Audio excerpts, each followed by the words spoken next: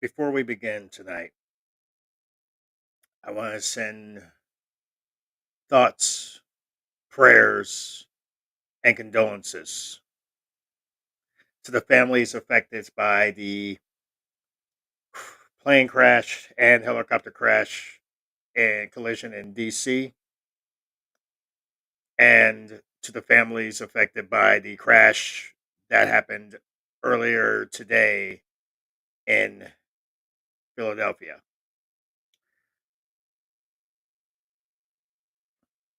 And to my good friend Whitney Williams Steele, who lost her teenage son earlier this week. My thoughts and prayers go to all of you. I'm hoping I can sit here and give you something to at least laugh about, take your mind off of things for a little bit. Let's get it on. Good morning to everyone in Championship Sunday, and only those in Championship Sunday. Happy to be here. Happy to be back again. No one likes you. Hey, why don't you shut your... Oh, sorry, you're talking to the Chiefs. Never mind. Have it. Okay, and where are the Commanders?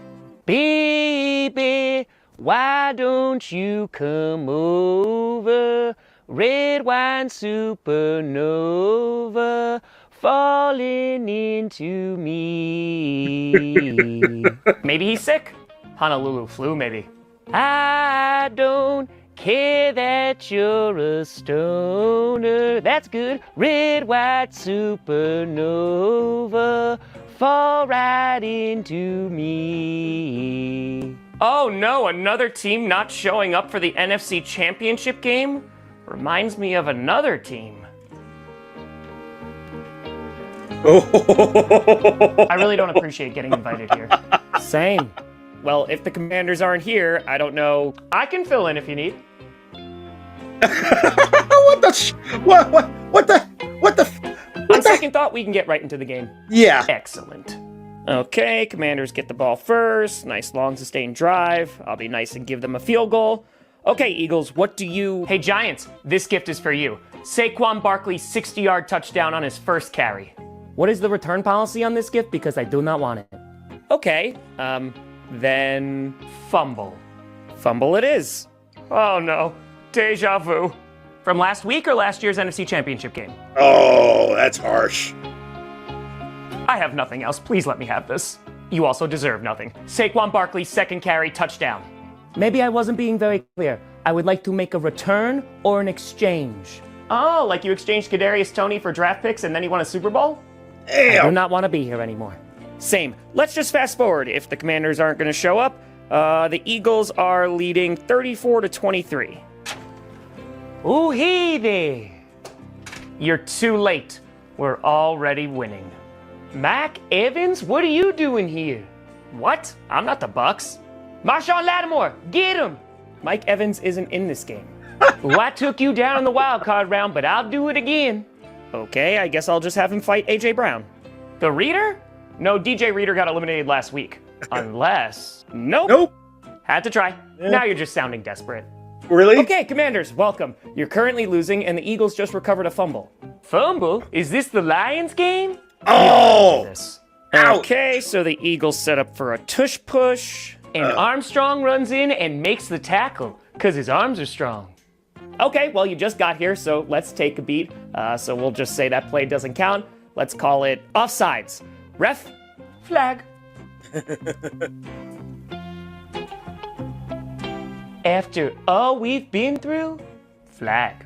I've changed, flag. You've changed, flag. The philosophical paradox of the ship of Theseus could be applied to this very situation? So I'm just gonna go ahead and say all of these are offside calls. What is going on? Am I high? Not as high as Luvu jumping over the center. Flag. What do you mean if I keep jumping offsides, you'll give the Eagles points? Hey, that's reserved for us. I mean, what? You can do that? That's crazy. Okay, so that's a touchdown, then another Saquon TD. Fine. To live is to suffer. To survive is to find meaning in the suffering. Ooh, Nietzsche. He said God's dead.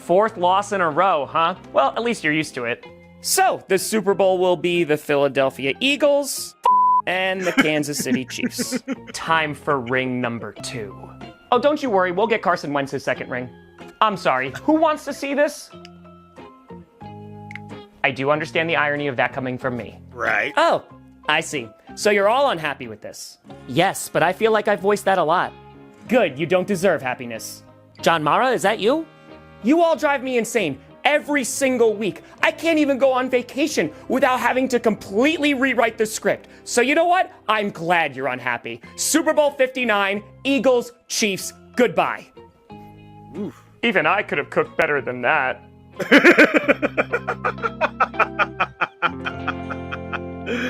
Ring the bell, it's showtime.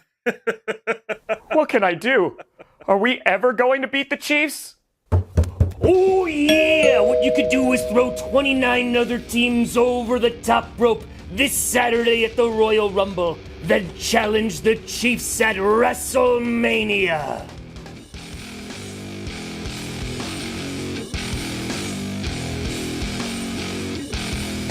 What? Howard Lights? You're talking to the Rolex! Yeah. Diamond Ring Watch! Hit dealer! Woo! Wheeler dealer! Limousine right! Bottles and bitches will leave me back in business. Hey, this shit I be smoking is highly recommended. This, all of my niggas pushing the limit. My high got me go bigger than the flight. But the main thing is, you bunch of fuckers, despite the provocation from the cavalry, no fighting. Hey! No fighting. No fucking fighting. No fighting. No fucking Fighting! Got it? Good. I'm sure you have a name, but I'm not much interested. I've taken an immediate dislike to you. I'm sure you get that a lot. Where I was once prepared to be generous, now I'm not. You've made the strategic mistake of pissing me off. You scare me. See me shudder. sacrifice. You got a 33 and a third chance of winning. But I got a 66 and 2/3 chance of winning. Because Kurt. Let me tell you something. Me and you, one-on-one, no one else around. I will beat your ass like a Cherokee drum. Samoa Joe, you take your 33 and a third chance, minus my 25% chance, and you got an 8 and a third chance of winning. That's it. I love this shit. Vice. But then you take my 75% chance of winning. If we go one-on-one, and then add 66 and 2/3%, I got 141 and 2/3 chance of winning at sacrifice.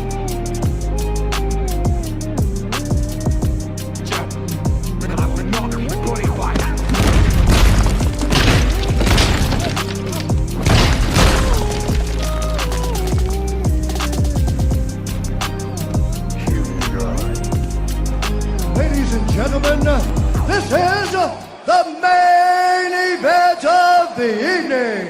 And now, it's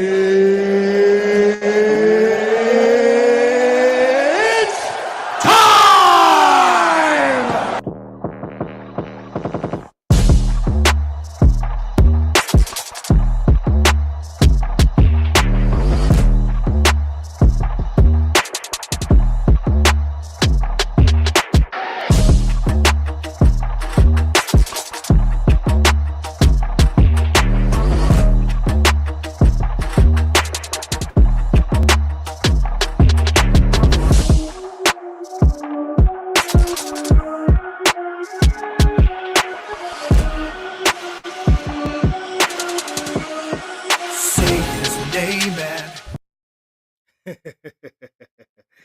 Ladies and gentlemen, good evening, one and all, and good early morning to those over there on the East Coast. Hopefully, you guys are actually having yourselves a great day. I am the man, the myth, the legend, the man that's basically so dirty that even porn movies don't even want me in them. I am the captain, El Capitan, Ron Johnson, aka Capitan Ford. I am, at least at this moment, flying solo tonight. Rock and Reese has a little too much fun all week, practically.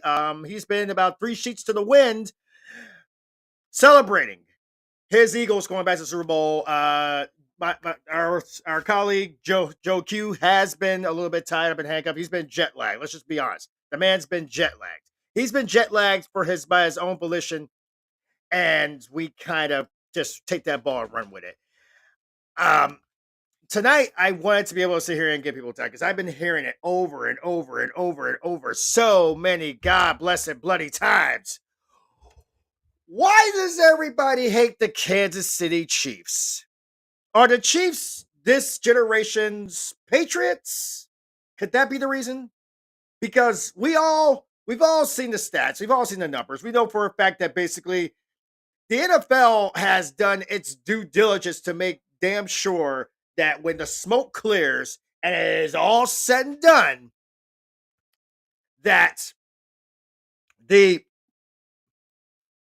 at least in the eyes of all the fans, the Kansas City Chiefs are destined to win their third straight Super Bowl in literally 2 weeks. That's the logic. In fact, it's a week and a half, some change or something like that. But here's the question I have, and I'm just curious. Why is it everybody is just gung ho about the Chiefs? I think back to the times when we had the Patriots, and the Patriots pretty much were about that life, where the Patriots literally sat here and ran roughshod over the entire AFC. We had Spygate, we had Deflategate, and that running gag is still running wild on a lot of people. We had all that situations with Tom Brady and the Pats. We even had the infamous Tuck rule.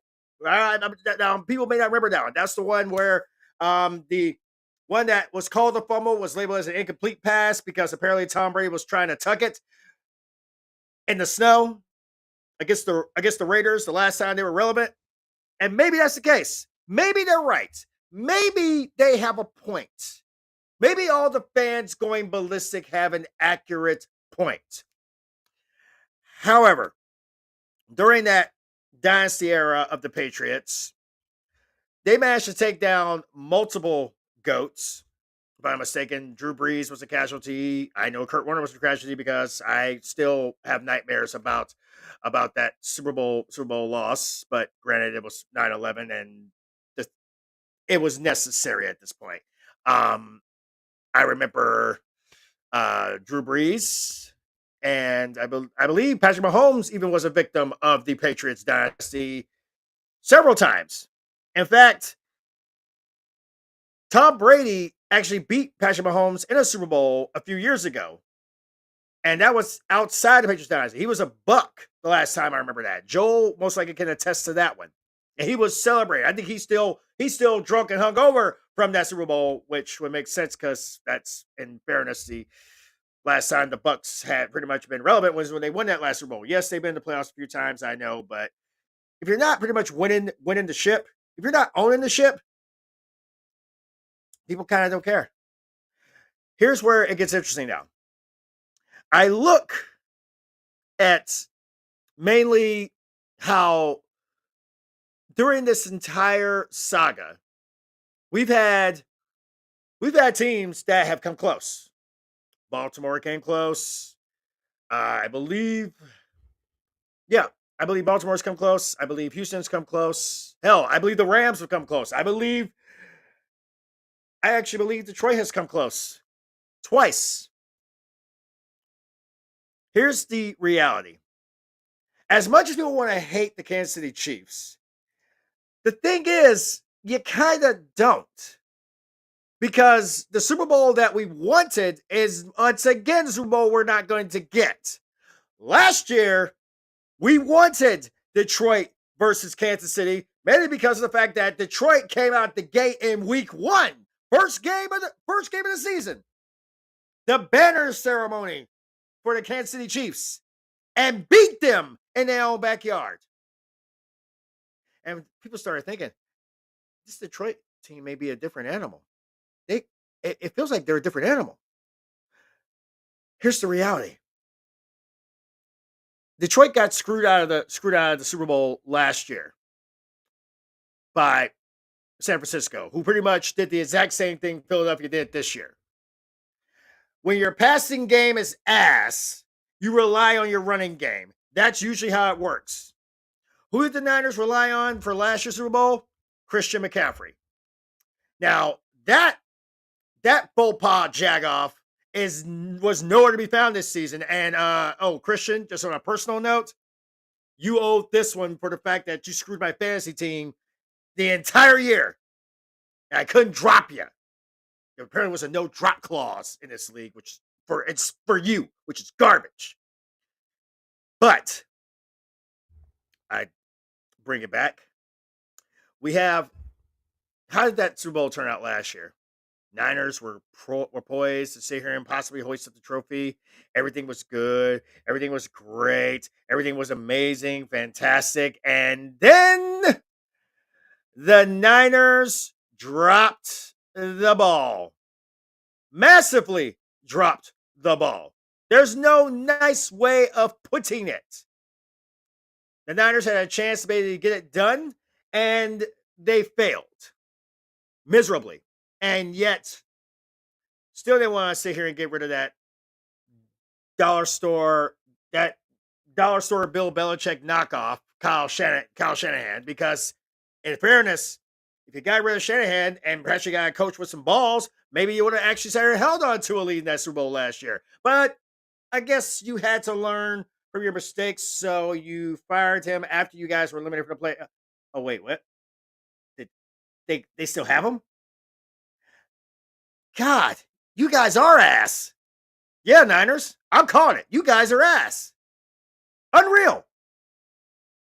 We're not even going to go into the fact of the Cowboys acquiring nobody. The Cowboys getting Brian Schottenheimer as a head coach when they had a chance at Deion Sanders. Now, everybody knows I hate the Cowboys with a passion. I hate them with a passion. But the other thing they have to realize is when you have Hall of Famers, Cowboys legends, and former players literally laughing their ass off at Brian Schottenheimer as the head coach, I want to go ahead and try to put this as nice as I can there. People are actually sitting here. Well, they're doing this. And I'm going to bring this up because, quite frankly, it needs to be brought up. When you have things like this up, and big shots out goes out to Sports Murders, because man, this right here was just too funny to pass up. I'm sorry, not really. I hired Brian Schottenheimer because he's a cuck dork who likes being tied up and watching me fuck Cowboys fans in the parking lot of a Cheddar's. If Cowboy fans think things will get better after I die, well, I got news for you. The only person dumber than me is my son, Steven. Hell, I caught that boy humping a doorknob when he was 27, and he ain't been right ever since. That's why I don't spend money on free agency. I had to spend $1 million replacing all the goddamn doorknobs in this place. The last time we won a Super Bowl, I could still get hard without taking a pill.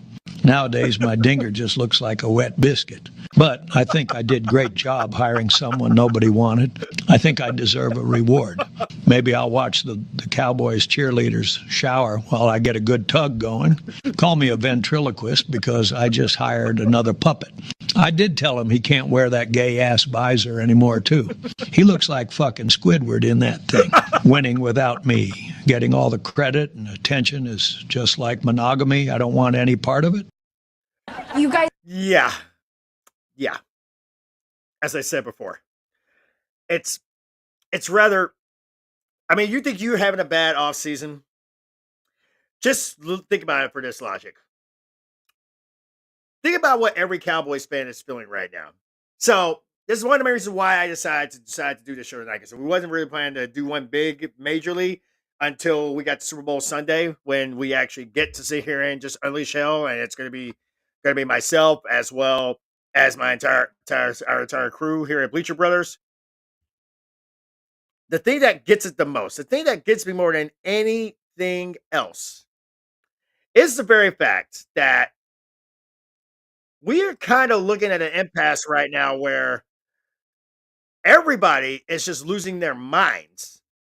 Now, you obviously saw Tom's script, close to final script writer of the season. I believe he's going to be doing a big one when he basically moves into his new studio. So, hey, Tom, great job on that one.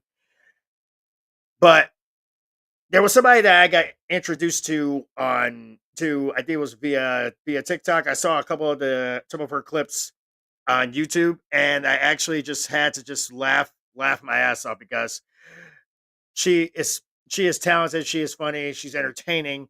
If you have not, and I apologize ahead of time if I say your last name wrong, I'm not trying to do that one. Annie Agar, the floor is yours, my dear.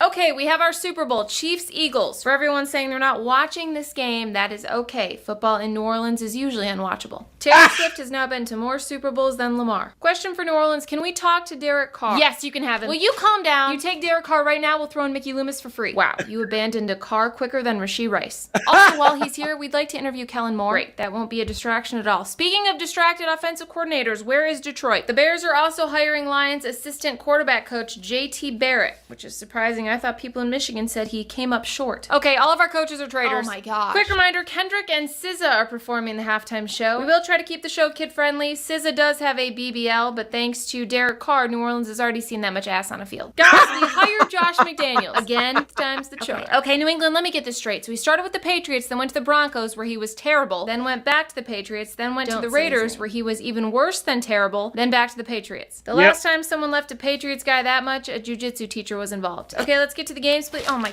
what? We have hired Aaron Glenn. He is great. He told us to put our seatbelts on and get ready for the ride. Ryan Day on the golf cart had a better ride. Look, we are making the postseason this year. We barely made the regular season. Guys, we have hired Pete Carroll. Wait, really? We finally have a head coach who won't sneak like posts on Instagram. He probably thinks Instagram is a graham cracker brand. And he has a 5-year plan. What is it? Don't die? Okay, that is enough. No more jokes, please. Yes, Pete Carroll is old, but we will be respectful when he decides to pass. Look, we all know the only reason he came back was to play Harbaugh. If you think they'd get along better, they have so much in common, like running from NCAA sanctions. At least one Harbaugh knows when to run. But yes, Pete Carroll and USC did part ways. Speaking of Trojans not working, where's Tyreek Hill? Oh! Right, okay. Well, who's doing that? Is it you two? No.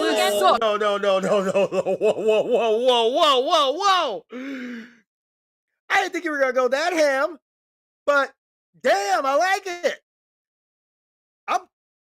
You know what? I'm gonna let her do her thing. This shit's funny. This shit is funny. I'm so sorry. Please continue. Dallas. I see the Brian Schottenheimer hire is going well. Get Jerry Jones in here. Jerry, everybody is confused. Okay, why did you hire Brian? My philosophy is basically this. Don't ever, under any circumstance, sometimes I start a sentence, I don't even know where it's going. I just kind of hope I find it along the way. Or anything. Okay, let's get into the games. Eagles, Commanders. We had a couple NBA players at the game. Josh Hart was there to see his Commanders lose. Luckily, he's used to seeing bad defense. He plays with Jalen Brunson. Paul George got stuck in the Eagles celebration after the game. Hopefully he got out and enjoyed it. That might be the only celebration he's a part of in Philly. Washington, that was terrible. The fake punt was pretty cool. Yes, even Tress Way threw a pass in an NFC Championship game before Dak Prescott. But we took over the Hard Rock. We have a Hard Rock? That was some of the worst tackling I've ever seen. Between Saquon and TikTok, Washington just can't stop anything. I guess you guys don't want to fire Nick Sirianni anymore, huh? Yes, Nick Sirianni got so concussed from the Gatorade bath, he almost yelled at the other team's fans this time. He is fine. Is that a member of Boys to Men? That's Jalen Hurts. Okay. Can't believe we gave the ball to Jahmyr Gibbs only 14 times. You also gave the ball to Washington 5 times. Are we not going to talk about the officiating? Yes, sorry about that. A ref cannot award a touchdown. They were a little confused. They thought it was a Chiefs game. Duval. Oh, wow. Yeah, you know what? I'm going to let it go. I have an acronym I like to use. N for knowledge. At least we don't have to worry about him in a bar. Okay, and lastly, Bills, Chiefs. The Chiefs' entire 2022 draft class has no idea what losing a playoff game feels like, but neither does the Jets. You know, Joe Burrow is the only active quarterback to beat Mahomes in a playoff game. How was that not a first down? Oh, look, it's Damian Lillard of the NFL. Well, sometimes it's hard to see the ball, especially when they're being held in the ref's hands. Okay, that is enough. Refs are doing their job, okay? Like the Xavier Worthy catch. Jump ball. What was that for? That was in case Dalton Kincaid caught it. All right, look, we do feel bad for Buffalo. They've now lost 4 in a row to the Chiefs. Luckily, they are very familiar with 0-4, just ask Jim Kelly. I'm not sure why anyone is surprised when it comes to Chiefs-Bills. After all, the margin of victory is pretty wide, right? Wow.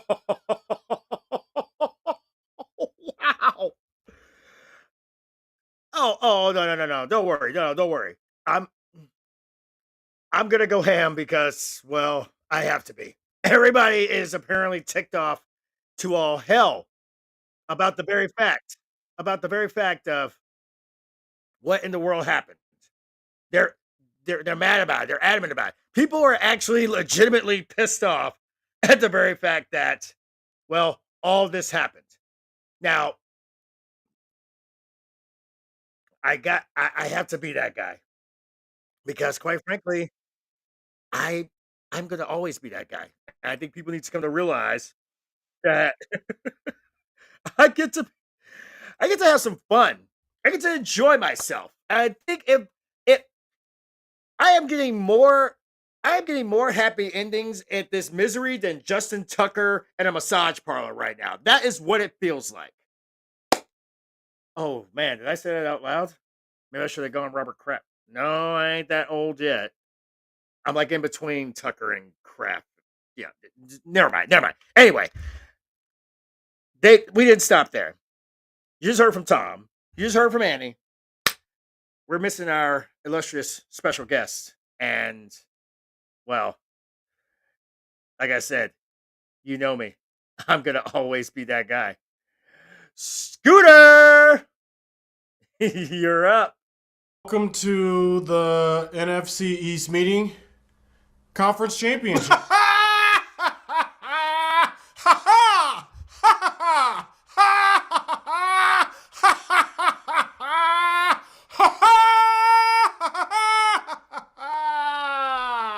Are you done? I feel like this is going to go on for a while because apparently, well, it's the Eagles. You haven't won anything yet. Shut up, Giants. You're the worst team here. Well, the Cowboys are catching up. We're going to another Super Bowl, and the Cowboys just hired Brian Schottenheimer. He's got a point on that one, though. Sorry, I can't. What's wrong, commies? I'll tell you what's wrong. They thought they had a chance, and they got 50-piece by us. It's just sad it had to come to an end like this. Against the Eagles. Cry more. It was a good run, Commies. Now you see what Dan Quinn is like in the playoffs, though. Correction. We see what Dan Quinn is like in an NFC Conference Championship game. All right, bro. For a rookie quarterback doing this in year 1, I was impressed. I wasn't. We exposed that fraud. Ha-ha! Yeah, we're going to have to deal with him now going forward. No one here is afraid. Oh, boy. Nope.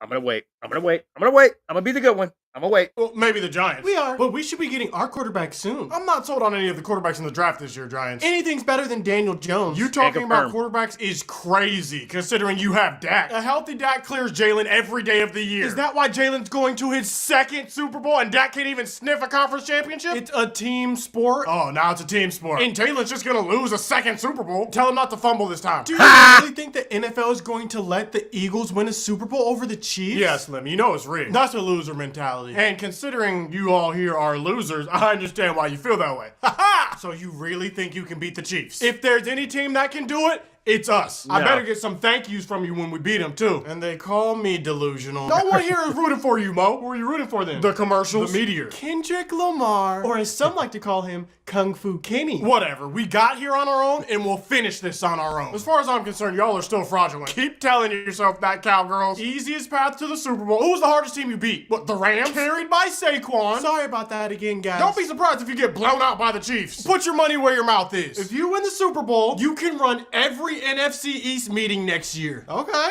And what if we lose? I mean, we're not, but what if? You have to dress up like a cowboy. No, that's easy, no problem. And give a report why Brian Schottenheimer is the best hire for the Cowboys. That's impossible! What? Do we have a deal?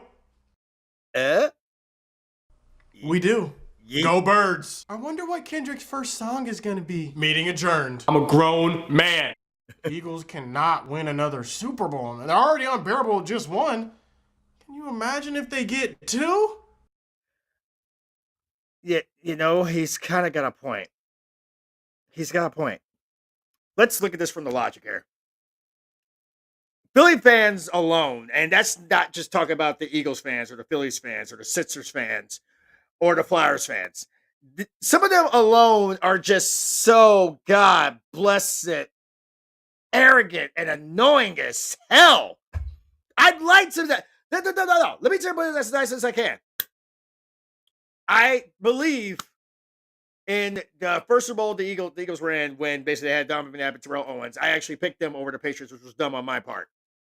And then when they got back there against the very same Patriots, but this time with Nick Foles, they actually sat here and shocked me. I actually picked them in that one, and they actually pulled up on me.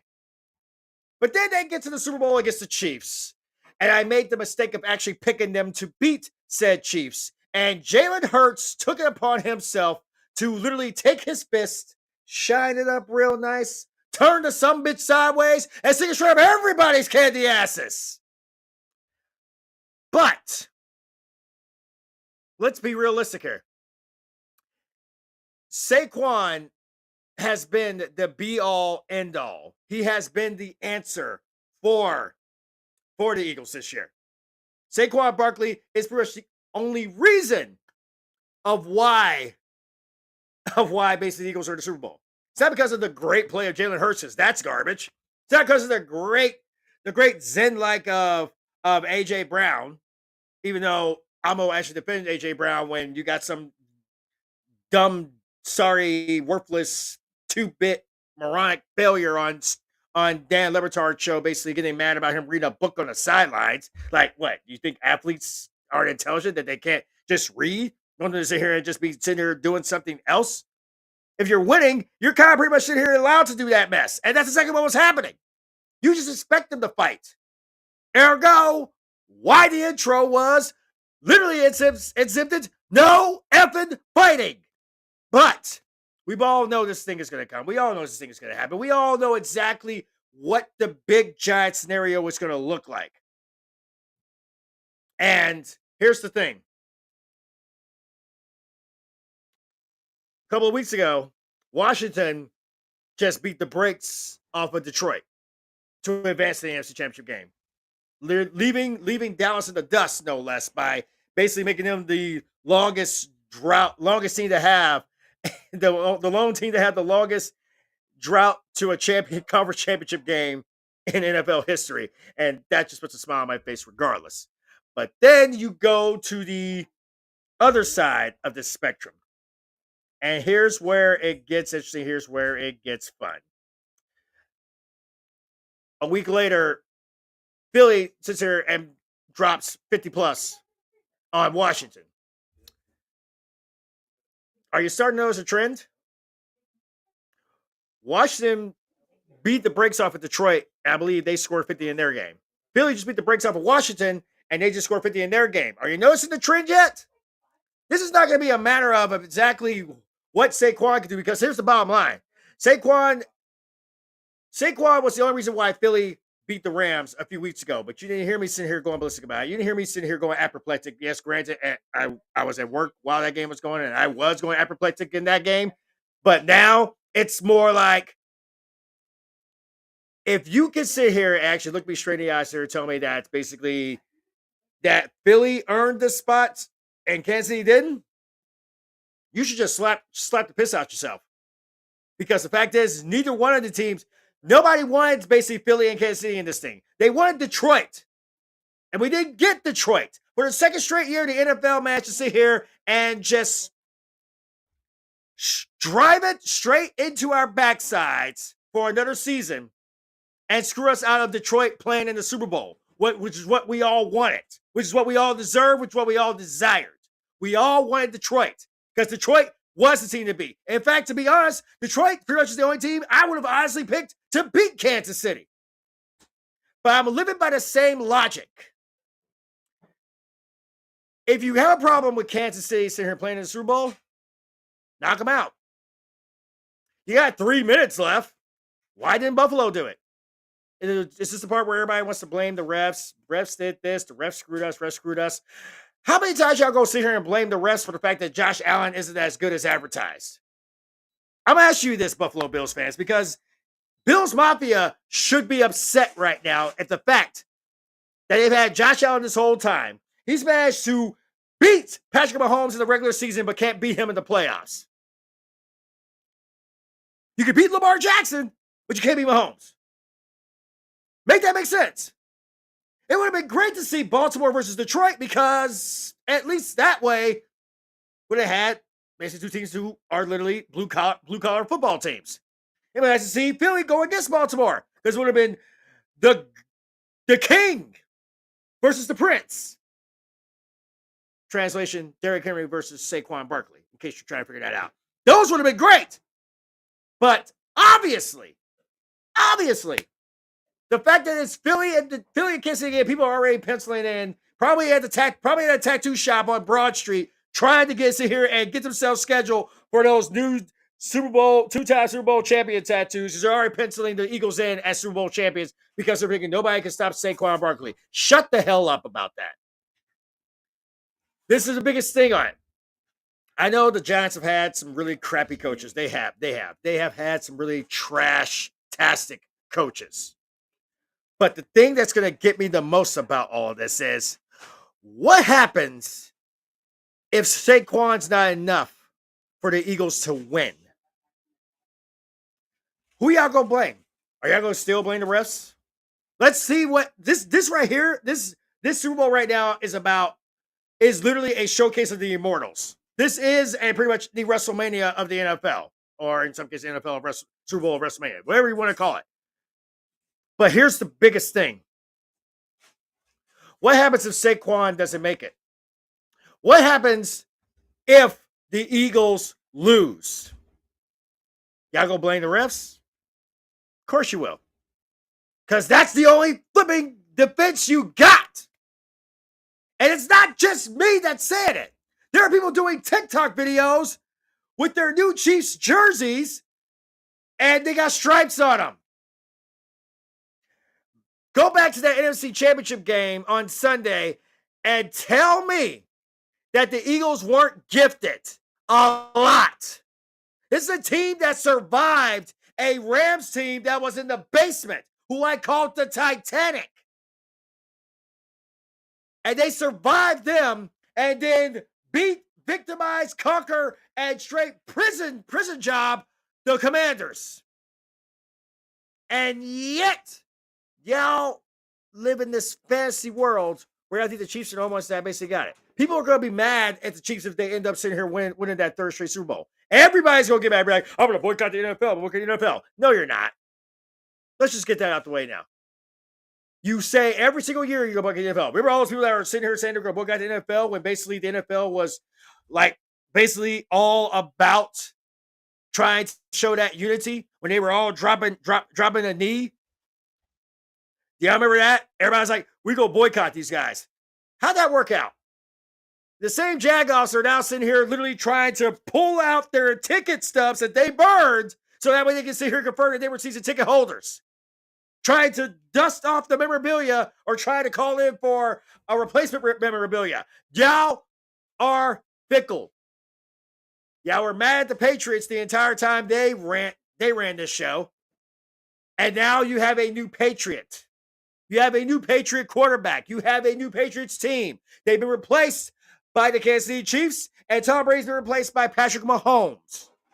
And everybody and their mama hates the guy, hates Mahomes, hates the Chiefs.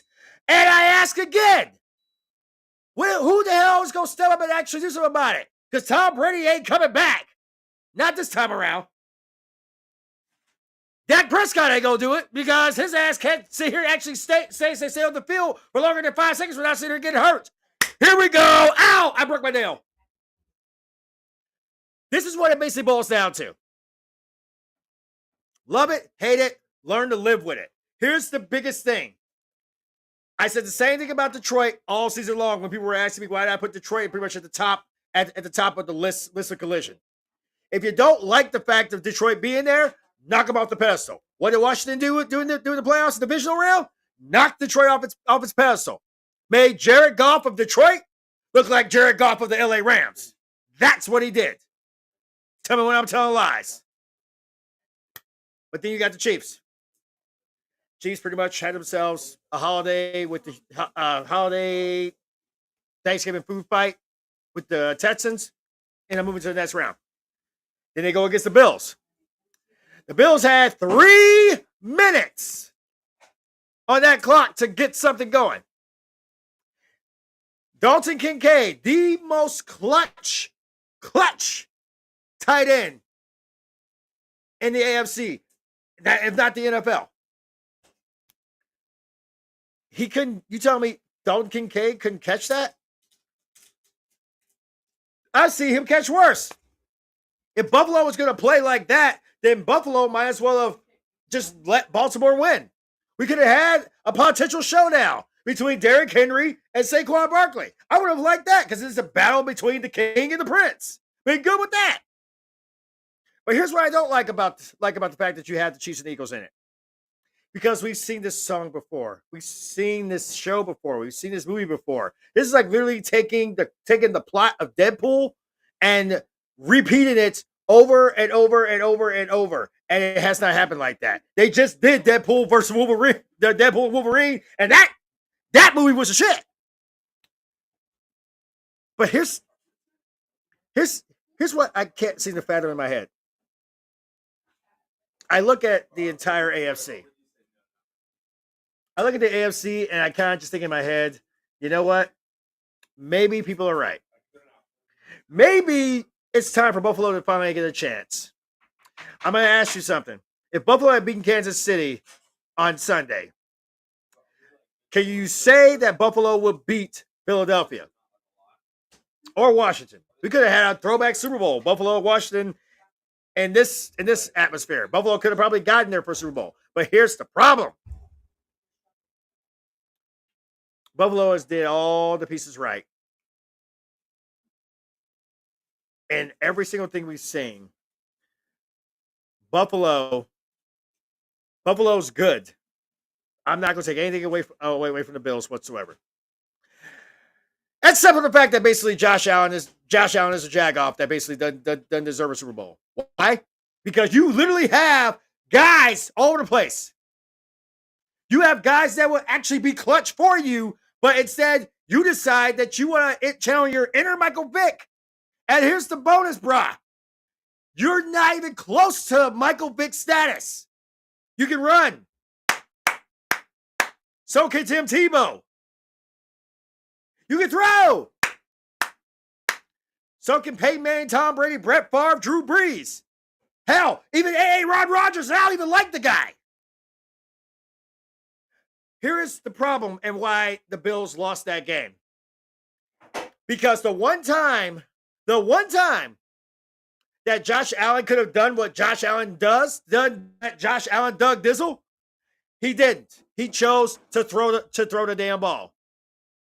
Where, again, I'm telling the lies. Josh Allen literally runs all over the place. He does. But yet he didn't want to run it. And I'm just curious. Did he have some positive rushing yards in the game against Baltimore? Possibly, most likely, definitely. I would think that was a given. I'm sure he probably had a touchdown or two. Now he wants to be a passer. Now he wants to be that pocket passer. You know the heat is coming, and you choose to stay in the pocket on fourth down when you literally could have just sat here and ran it. The way that the refs have been sitting here going, you probably would have got away with a hold or two. And they would have been all for it, because at least that way we would have actually gotten that Buffalo ending people would have wanted. It would have gone to overtime. They would have had a chance to sit here and actually get the ball instead of basically having Kansas City basically run it down their throats and win on the only drive of overtime. We could have gotten that. I am more curious as to why Josh Allen chose to throw the ball on fourth down instead of running the ball. Because, again, this is the same one when they had that little 4th and inches or 4th and 1, and Josh Allen literally, he did it again. He ran. He held to the ball. He tried to push. You can't do the tush push. That's gimmick infringement if you ask a Philly fan. But again, everybody literally has this thing. Everybody wants to have this little crazy concept. They want to have the same phenomenon. They want to say the NFL is rigged for the Chiefs. Where the hell was all this rigging when the Chiefs weren't winning Super Bowls? When they had Patrick Mahomes? When they had Andy Reid as a coach? Where was this rigging when that mess happened? This is the problem I have.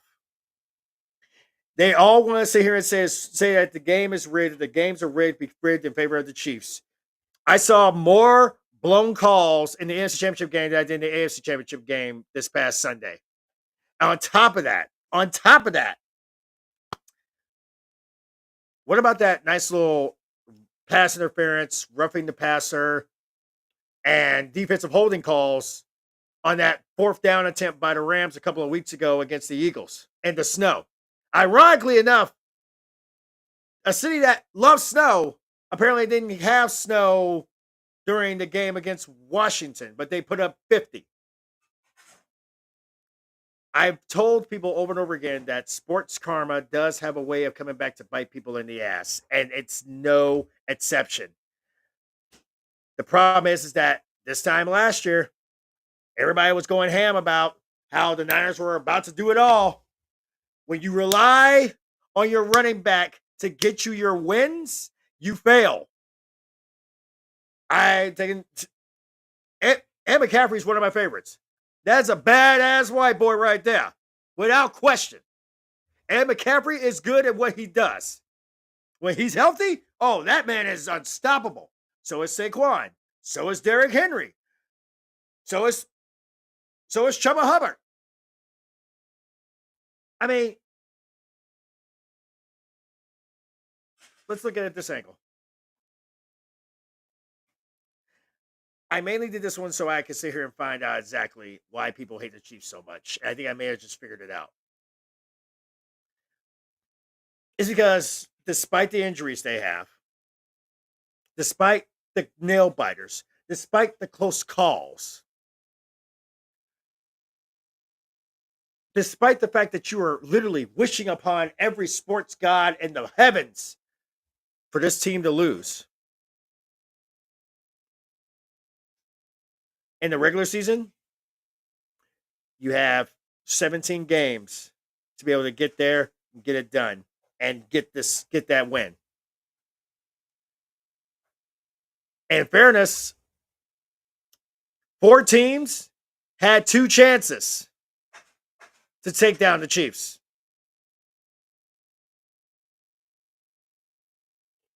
And I say 4 because of the fact that you have the Chargers, the Raiders, and the Broncos in the division, and obviously you have the Bills.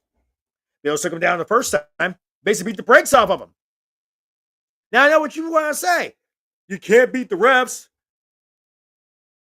Then why don't you sit here and just do what they did in the longest yard? Nice little spiral, nice little sharp bullet. Straight in the marbles. The thing that gets it the most is that people want to hate the Chiefs, but deep down in places that they don't want to tell nobody about, and they'll never admit it. They will never admit it. We've had a lot of firsts in the Super Bowl, in the entire existence of the Super Bowl. We had a lot. Aaron Rodgers wins 1 Super Bowl, and all of a sudden, people are literally bowing down and bending over and kissing his ass, puckering up, for no other reason than just to sit here and kiss his ass.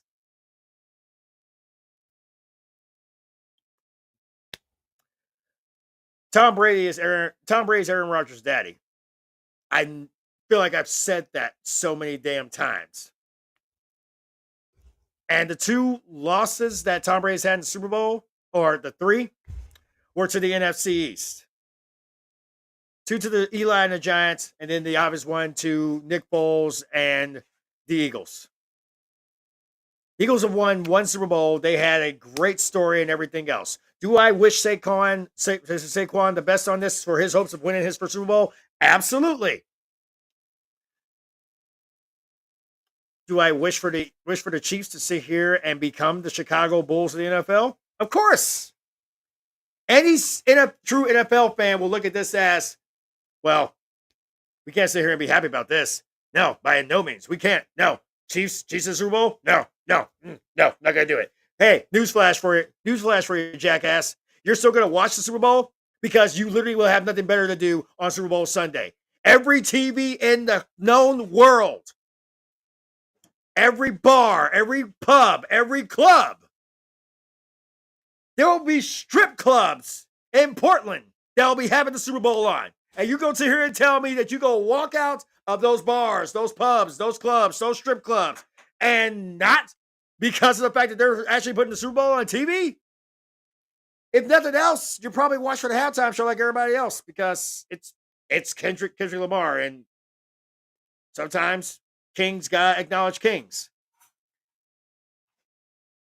But let's be realistic. You're gonna watch the Super Bowl because on Super Bowl Sunday, what the hell else you got to do? Go to midnight mass? Sit here, listen to this. Somebody bore you for 3.5, 4, 5 straight hours? You're going to watch the Super Bowl because, in fact, you're going to hope beyond a shadow of a doubt that Philly will actually sit here and beat the Chiefs. You're going to watch because you want to see if Saquon Barkley will actually win his first Super Bowl. You're going to watch because of the fact that there's a party that's kind of thinking, what if the Chiefs do it? What if the Chiefs win that third straight? There are people that already are calling the Chiefs the dynasty with good reason. They are this year's dynasty. They are this generation's dynasty. They are this era's dynasty. The era of the Patriots, done, dead, and gone. Ish.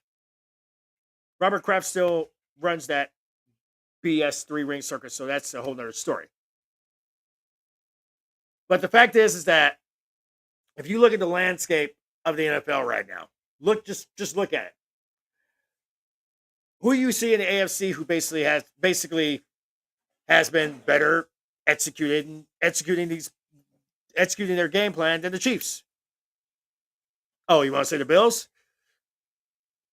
Partially. Because this is what it's going to boil down to, folks. Is that sometime tomorrow, there's a good chance that Josh Allen's going to win the only trophy he's probably ever going to be able to hold while he's a Buffalo Bills quarterback. And it's nothing against him as a Bills quarterback. It's the fact that literally he tries to do he tries to act like Lamar Jackson until it's time to do Lamar Jackson-ish.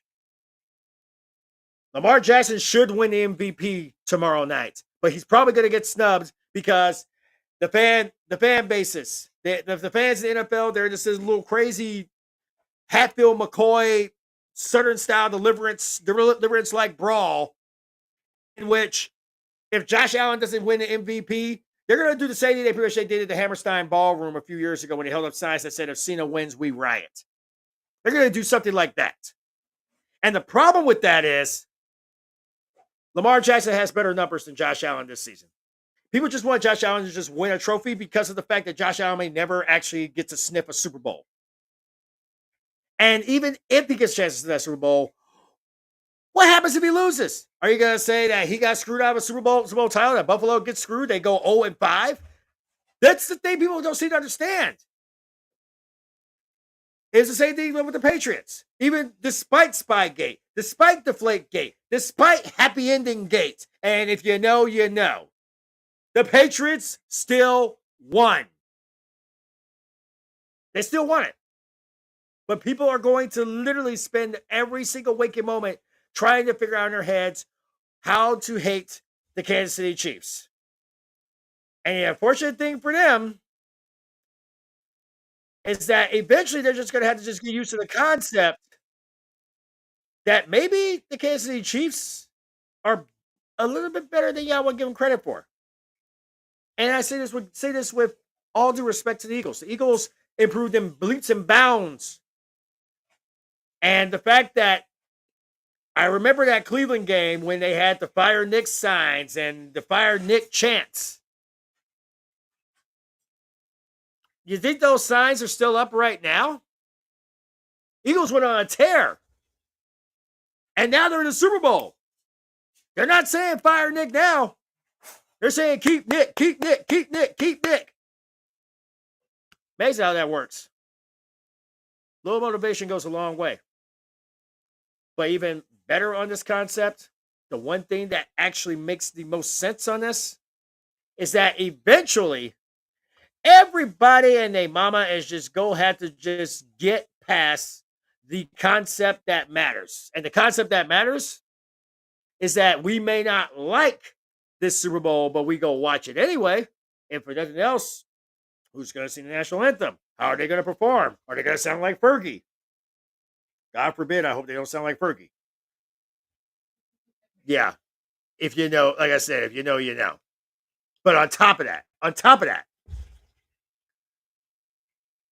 everybody's going to at least sit here and see Kendrick and SZA. We're going to see that. Because who knows? We all remember a few years ago when the Super Bowl was in LA. And obviously, Kendrick was a part of that crew, along with Dre, Snoop, 50, Eminem.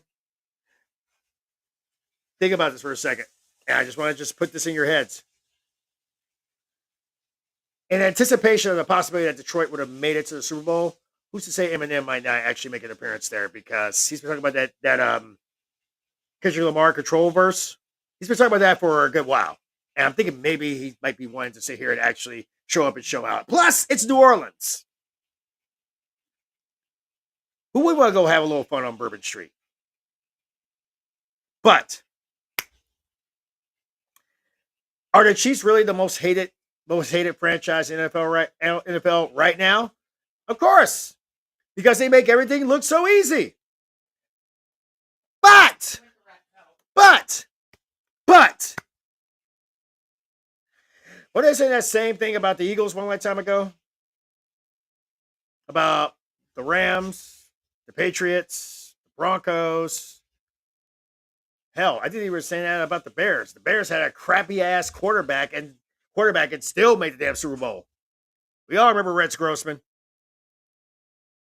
And I'm a Gators fan.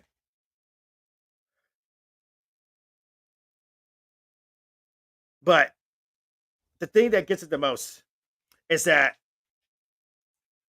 I have come to the conclusion that some people actually hate legends in the making and goats in the making because of the fact that when they're hoping they will fall off that mantle, they don't fall off that mantle. A few years ago, I remember actually sitting here making my picks in the kitchen of my young son's house, Quinlan's, of his mom's house, where it was Denver and Seattle. And everything in me was thinking there is the way that Peyton Manning's been playing. He's managed to beat the GOAT. This is basically Denver's time to shine. And then they basically proceeded to get the brakes beaten off of them by Seattle. Everybody remembers that game because, quite frankly, Richard Sherman basically had the greatest soundbite of all time, which I'm hoping I'm going to be able to actually play in a couple of weeks without any NFL interference. You want to throw a flag on it, I'm just going to return the sender and shove it right back up your ass. But I'm just saying. I also remember when a few years ago, what was it?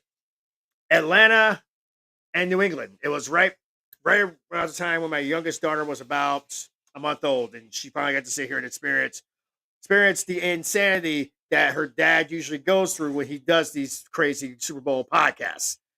And she saw it for herself firsthand. She was about a month old around this time.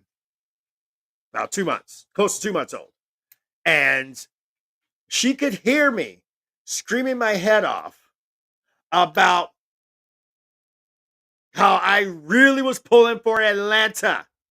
And I wanted Atlanta to win it because I hated Tom Brady so much. And what happened? Patriots come back, bring us the first overtime game in Super Bowl history, and they beat Matt Ryan and the Falcons. And one of the coaches on that team, Kyle Shanahan. The biggest thing has been the last time I had actually picked Philly and Kansas City in a Super Bowl. I picked Philly to win that thing, and Philly let me down. Maybe I hold a grudge on that. Maybe I am that guy that will hold a grudge. Hell, I probably still hold grudges from people I knew in middle school. I'm probably that guy. But not as much as most NFL fans are, because they're going nuts and ballistic about the fact that the Chiefs are back in the Super Bowl. And yes, everybody's going to sit here and say they wanted the Bills in the Super Bowl. The Bills deserved it. Blah, blah, blah, blah, blah. Give me a break. Let's be honest here. Yeah, I want them in that Super Bowl, but what happens when they lose? Y'all would say the refs basically fits that in? I get that basically not every single ref has that Tim Donaghy mentality. Again, you know, if you know, you know. But why? And maybe we'll get the answer that. Maybe the Eagles have that right tool to take down the Chiefs. Because I'll tell you right now, it ain't Jalen Hurts. He can just stick to underwear modeling, because that's probably about the most relevant his ass is going to be in the Super Bowl. This is literally what it comes down to when it comes to Jalen Hurts. You have the best, or I'm sorry, one of the greatest running backs in NFL history in your lineup, in your roster, on your field, and you decide, no, I'm going to do this little tush push. You know what? If you have a chance to basically get that ball to Saquon Barkley, and the fact that you've already seen what he can do, what he has done this entire playoffs, and if you got the chance to actually give that ball to Barkley that close to the end zone, you better give him that ball and move the hell out of his way, because Saquon is that beast when it comes to the NFC. And if Jalen gets, well, tush hurt about it, tell him to basically go find a cheerleader to kiss his boo-boo and make him feel better, because it does not matter. A few weeks ago, I made a challenge to the Eagles that they have to pretty much win the Super Bowl, because if they don't, then whatever the hell Saquon Barkley did this year, irrelevant, don't matter, don't care. Because it comes down to that Week 18 decision, that game decision to literally sit him when he has a chance at making history. And yes, granted, he still made history, but he didn't break the record. And that's the problem it's going to be. For the Eagles right now, it is Super Bowl championship or bust. And as we saw the last time the Eagles had played the Chiefs in the Super Bowl, Jalen Hurts seems to, hopefully he's gotten calmer in that time frame of basically not choking away another chance to basically win a Super Bowl. Maybe. I don't know. Obviously, there's going to be people that's going to be watching this, because I can almost be certain I would not be even the least bit surprised if basically I have a house full of people sitting here talking about this damn Super Bowl. Because quite frankly, again, it comes all the way back to Kendrick Lamar and SZA. It goes back to the halftime show. It comes back to that. But the biggest thing on this one right now, nobody wants to see Kansas City sit here and win that third straight championship, because reasons. They want to blame the refs. They want to say the refs say that the refs pretty much are in the Chiefs' pocket, or vice versa.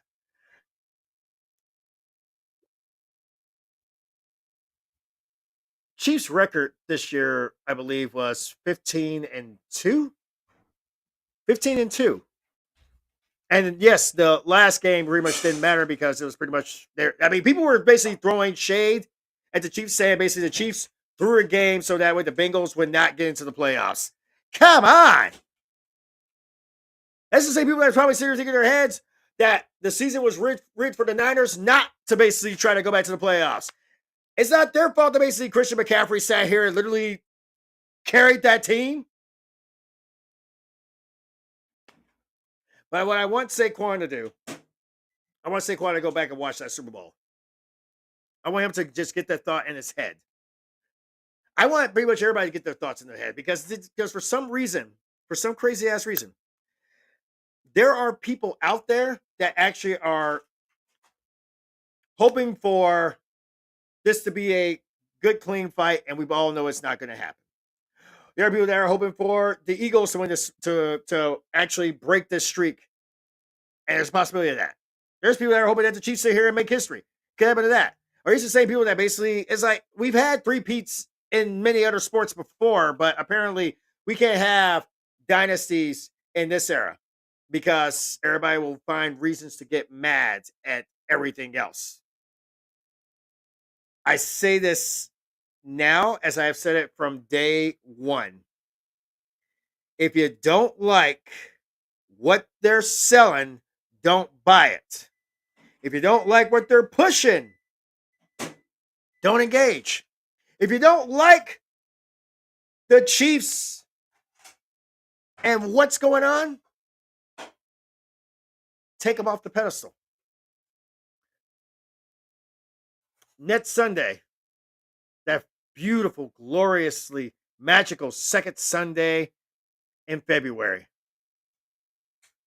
we go find out.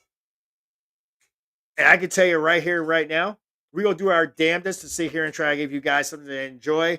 We will most likely be giving a pregame show, and we'll most likely will be doing a kind of a halftime report. We might even do a postgame show, depending on who wins, because I don't know if Reese is going to be here or he's going to be here because he could be celebrating. He could be drunk off his ass. Could be. Same thing with Joe Q. I can't predict what these guys are going to be like, but I can tell you what they will be like. We're not making our picks until Super Bowl Sunday. We're going to have all the time in the world to sit here and go with that, as well as every other analyst, reporter, columnist, commentator in the known world. Yes, there are people that are going to want to watch the Kansas City Chiefs sit here and fall short of that third straight title. I can even tell you in my own household that there is at least 2 bodies that want that does not want that to happen. I can guarantee that. I can even guarantee the very fact that sometimes being in enemy territory is fun. And everybody knows I'm all about that fun stuff. Speaking of, Tom had one final clip to show. Tom, after you. The Super Bowl is less than 2 weeks away, or should I say, we're only 2 weeks away from getting ring number 2. Oh, please, you can't honestly think that Andy Reid is going to leave New Orleans without yet another Lombardi trophy. I'm sorry, but have you seen our defense? Best in the NFL, 10 turnovers? You don't stand a chance. Well, I guess we're just gonna have to wait and see, won't we? What do you think, Mark? I think that our institutions are crumbling and the Super Bowl is but a brief flicker in the face of oblivion.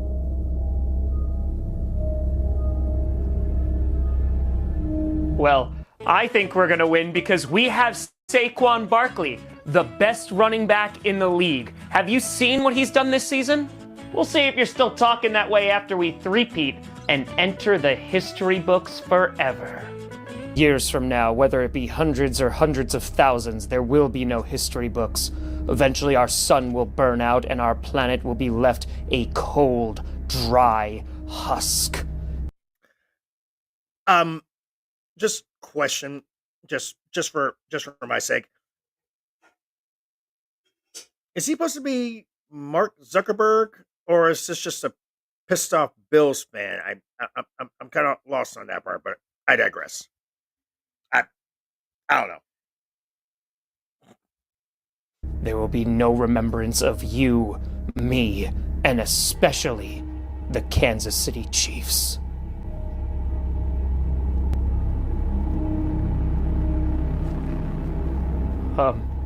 Well, you think that we can't stop Saquon Barkley? Well, there's no way you're stopping Patrick Mahomes.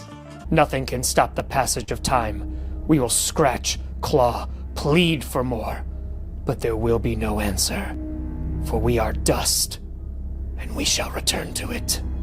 Hey, Mark. You're kind of bumming us out a bit, bud. Yeah, man, we're just trying to talk about the game. Oh, is that all? A game? Tell me, is famine a game? How about nuclear fallout? Tell me, will winning a third Super Bowl in a row bring you comfort in your final moments of anguish? Will your final words be as you choke for air, three-peat, we got a three-peat? And you, when there are no more fish in the sea or eagles in the sky, will you still sing for them? Fly, eagles, fly.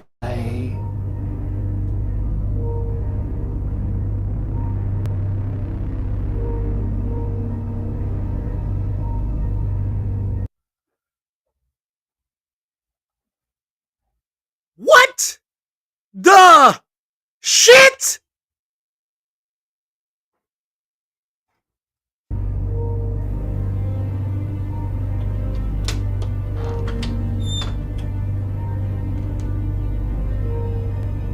I gotta call my parents. I'm gonna die someday.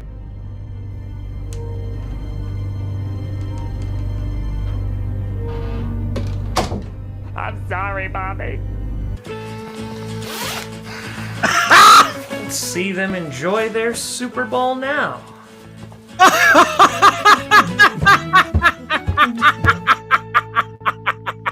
What the? Oh my god. That was very dark, but damn, that was a good ending. Oh my god. Wow. Wow. I did not see that coming, but oh my god. Oh. Oh yeah. Oh.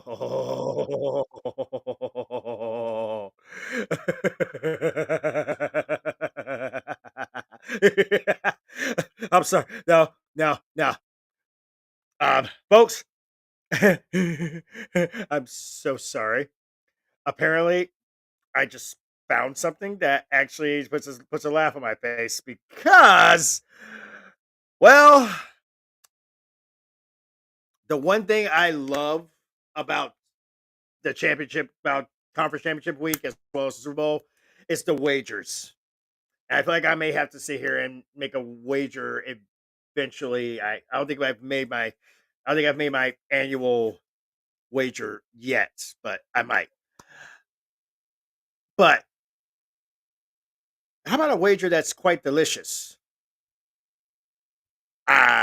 Here's your proof. Eagles are headed to New Orleans for the big game, the Super Bowl. And Danner and I had a friendly bet going, and since my Bills let me down once again for like way too many years in a row, I now have to accept my punishment. All right, you guys voted on it. Was it going to be the last dab or the bomb? Okay. And for Kelsey to eat the buffalo wing drenched in the hot ones, the bomb sauce wins. So I have, it's the absolute worst. I have some things here. Here's a glove. Thank you. We don't want you to touch your eyes. Okay. I too am going to put some gloves on for this because How safe is this if you're having to put all this medical really like equipment a science on? experiment here. These hazmat uniforms. Okay. I may regret sharing this clip, but well, a deal's a deal. Let's begin. But I mean, so what I'm going to do is we're going to give this to Kelsey. She's going to try it out, and then I'm going to ask her some questions. Like you're going to ask me questions? Oh, yeah, like they do on Hot Ones, Kels. Basically see the smoke coming out Why of the did bees. our production assistant just like passed out on the floor? I'm like actually concerned for myself. We're going to mix it up Yes. here. Okay. Yes. Nice and mixed up. Mm-hmm. Okay. Oh, you smell that? Ooh, okay. Ready? Do I just take a big bite? Good luck, Kelsey. Kelsey? Okay, so Kelsey is trying the bomb from the Hot Ones Challenge. Is this one of these that gets worse the longer? It does. So what's your first, thought about the bomb? Oh boy. It's Doing okay. All right. I can Are you still going to be a Bills fan after trying this particular Is it getting warmer in the studio? I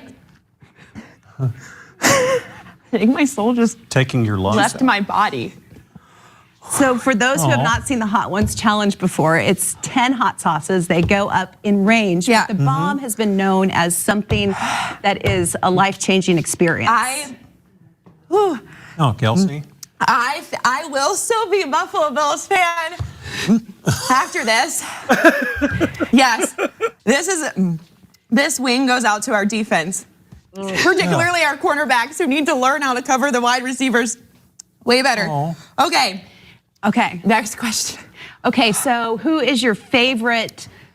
Dalton Kincaid, who dropped a pass. Okay, and who's your favorite team member here at ABC 13? Is it me? I think I know who it's not right now. She is sweating. What you cannot see is the sweat. Kelsey. We're gonna get her fixed up with some ice. Holy! Wow! Oh my God! That was hard to watch. If you don't really eat wings, but damn,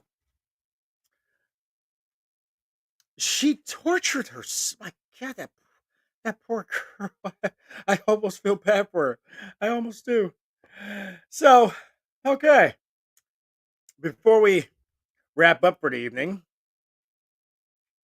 I found something that was I was actually looking for it originally, and I think this is basically the best way I can honestly put it when it comes to these guys. So, if you've ever remember, like in my lifetime, I've pretty much been a sports guy for a long time. A show called ESPN Sports Reporters. I think they actually had something for the Buffalo Bills. I'm gonna try my hardest to get that image out of my head of this, because I actually virtually see her soul leaving her body. It was quite magical, and that right there is dedication, without question. That is some serious dedication to be able to eat that wing with the bomb on that show live and still say you're going to be a Bills fan. I have to give her props on that, and the crowd's with it. I'm good. Beyond that. Magic.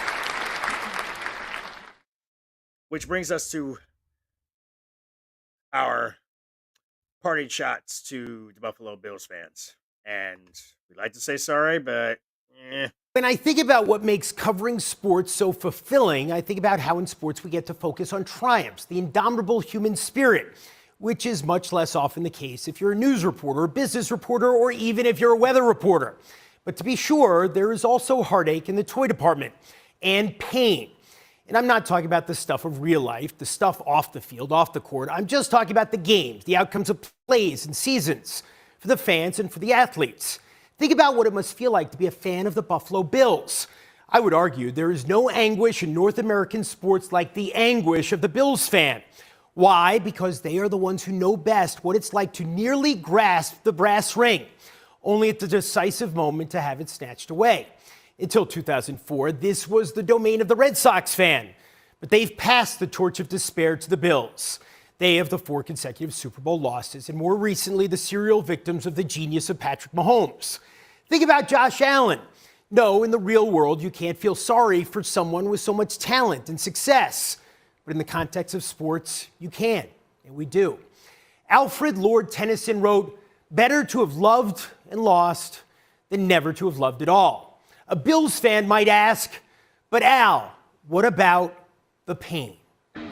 Thanks for joining us. I think we may need to amend that. Better to have loved than lost than to never loved at all. I don't think he was a Bills. I don't think Alfred Lord Tennyson was ever a Bills fan. Because the franchise, the dynasty, that franchise is known as the Bills, has lost a lot. Do we like forget the fact that this team literally went to the Super Bowl 4 straight times and lost?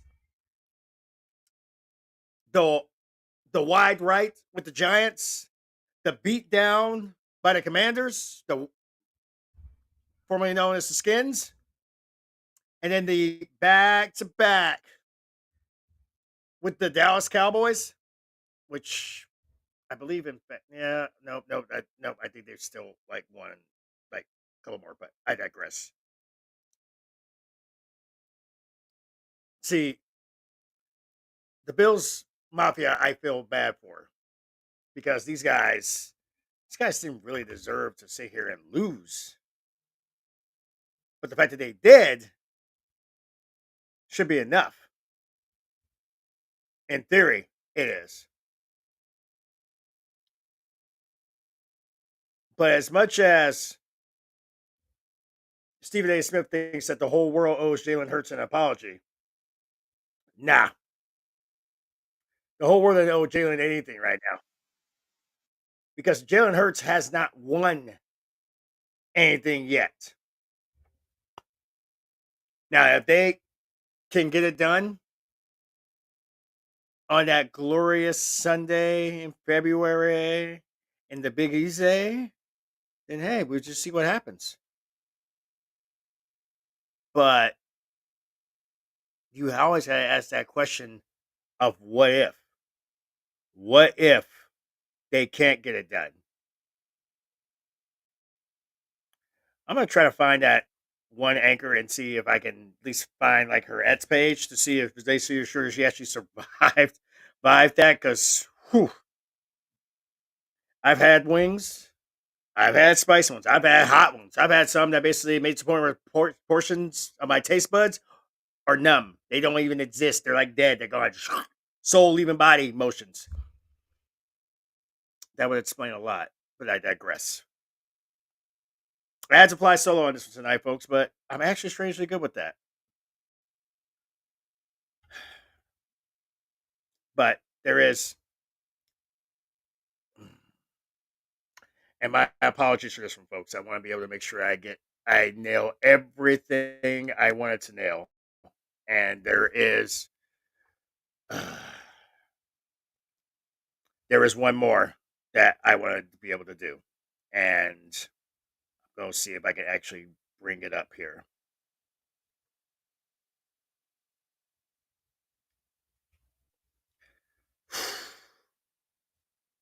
People are going to sit here and realize just how incredibly crazy this is going to be until I actually sit here and bring it up.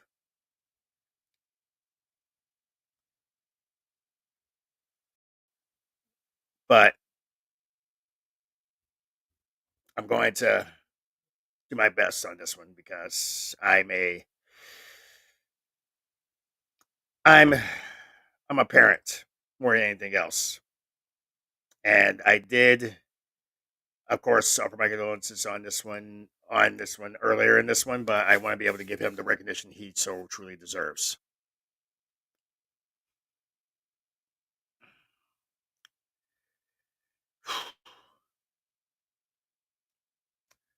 On January 28th of this year, one of my close high school friends, Whitney Williams Steele, and her husband died. Oh, I'm sorry. My apologies. No. Do you see how hard this is for me? Lost their son, Will, who had died unexpectedly at his home in Benton. After being born on April 26, 2010, you know what? I'm going to actually do this one so that way at least people can sit here and know. So give me just a second. Let me pull it up. So I want to be able to offer everything I can on this. So Will was an only child and grandchild, treasured by family, loved by practically all of his friends. An accomplished student who loved God, who loved his friends, he loved soccer, loved gaming. Me and him probably would have probably gamed up one lifetime ago, if nothing else. And if those sounds pretty much once in here getting heard around their home, they definitely were getting heard around a soccer pitch somewhere in central Arkansas. Will had dreams of traveling the country, visiting all 50 states before his 18th birthday.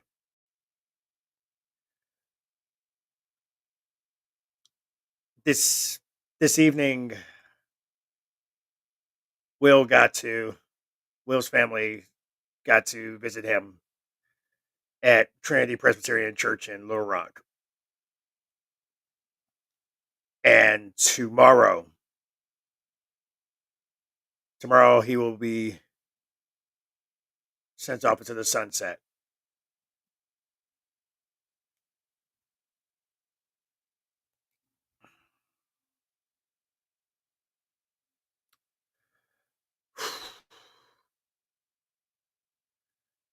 For those who are parents or have lost a child, for that matter, please, by all means, go to the link there, and I will do my damnedest to try to see if I can share this link as well. So at least that way it will be on my personal page here on Facebook. And if nothing else,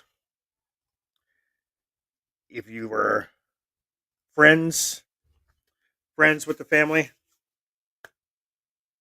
or even friends of Will's, please take a moment to stop off at Whitney's page to offer your thoughts and prayers, condolences. I believe there is a direct link to this page you see on your screen before you now, where you can actually go and send flowers, plant a tree, send a meal, something that Will would have definitely appreciated because he was that kind of a kid. First, I never got to meet him, but if he was anything like his mom, he was a good kid.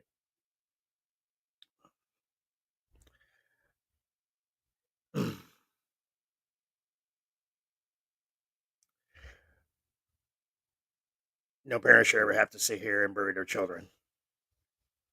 And my heart weeps and tears apart at their loss.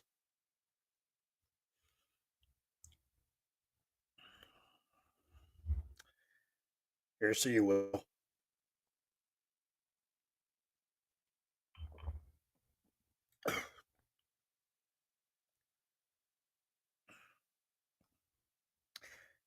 In any event, folks, we're going to wrap this thing up. We will actually, I believe that we're going to be doing a post-Royal Rumble for tomorrow night. Don't forget the Royal Rumble is tomorrow night in Indianapolis, Indiana. And on top of that, I believe we're thinking about doing a special show sometime next week. I know we have the Super Bowl preview coming up in just literally Super Bowl Sunday. That's the biggest thing, big deal, huge deal for basically anybody that wants to sit here and enjoy. February 9th, we are going to be doing some pretty epic and awesome stuff on that show. I believe Don Juan will be joining us, Rockin' Reese, my partner Angelo Rockins. Joe Quills will actually be joining us there as well. Maybe have a few more of the Bleacher Brothers around. We're going to see what we can do for them. Try to get them in the funds. If you guys want to join us here on any time, any given place, by all means, send your boy a private message on my Facebook page. If you want to be able to come on and just have the show and laugh a little bit, maybe have yourself some fun. We are definitely all about that fun. We're all about that life. We love being able to sit here and actually interact with our fan bases. And above all else, if nothing else, try to sit here and love one another. Take care of yourselves. Take care of each other. It's time for all of us to sit here and at least, hell, we can all mutually sit here and hate the Cowboys together, if nothing else. Or the Chiefs, or the Eagles, or hell. If we're going to hate something, hate the fact that this anchor had to suffer the bomb wings. Damn. Thoughts and prayers to her soul. Good God. Anyway, folks, this has been the OG. This has been the Bleacher Brothers' personal OG, the Captain Ron Johnson, a.k.a. Captain Tennis Ford. I know it's been fun. It's been great. But once again, I'd like to thank The Rock. Yes, folks, The Rock, for this glorious Teremana tequila. Because damn, This is some good-ish. If nothing else, folks, have yourselves a great rest of your Friday. Love, peace, and soul to one and all. Definitely sit here and learn to sit here and feel good with one another. On behalf of all of us here at Bleacher Brothers, Team Collision, say goodbye to January the only way you know how, and enjoy yourselves. Thank you. Goodbye. Mwah. And good night. Bang! You're talking to the Rolex. Diamond ring. Hit stealing. Wheeler dealing. Limousine right. Bottles and bitches will leave me back in business. This shit I be smoking is highly recommended. This all of my niggas pushing the limit. My high got me going within the flight. But the main thing is, you bunch of fuckers, despite the provocation from the cavalry, no fighting. Right. No fighting. No fucking fighting. No fighting. No fucking fighting!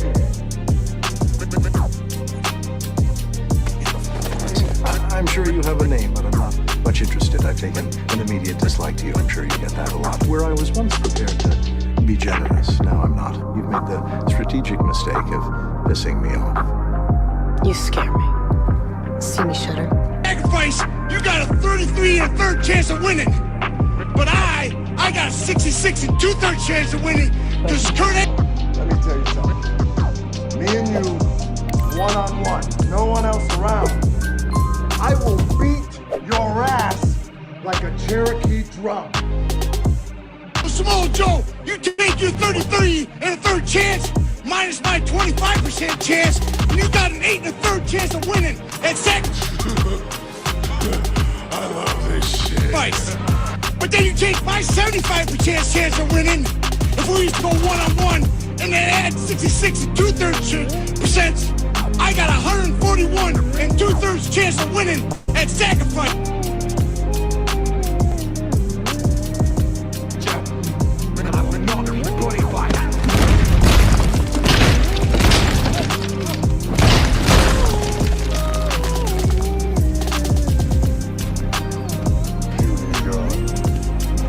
Ladies and gentlemen, this is the main event of the evening. And now,